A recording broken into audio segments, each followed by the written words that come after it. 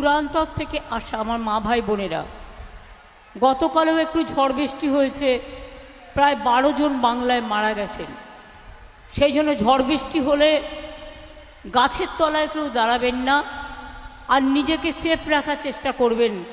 Meeting বড় কথা নয়, আমি তো এসে পৌঁছেই গেছি, কিন্তু আপনারা নিজেদের সাবধানে রাখবেন, এটা আপনাদের আমার বলা থাকলো। বিক্রমজিৎ চ্যাটার্জি বিষ্ণুপুর জেলার সভাপতি এবং অলোক হচ্ছে আমাদের বাঁকুড়া জেলা তৃণমূলের সভাপতি। আমার বাঁকুড়া লোকসভা কেন্দ্রের প্রার্থী অরূপ চক্রবর্তী এসব, আর আমার বিষ্ণুপুর লোকসভা কেন্দ্রের প্রার্থী সুজাতা মণ্ডল। আমি দুজনকেই বলবো আমার পাশে দাঁড়াতে, তার কারণ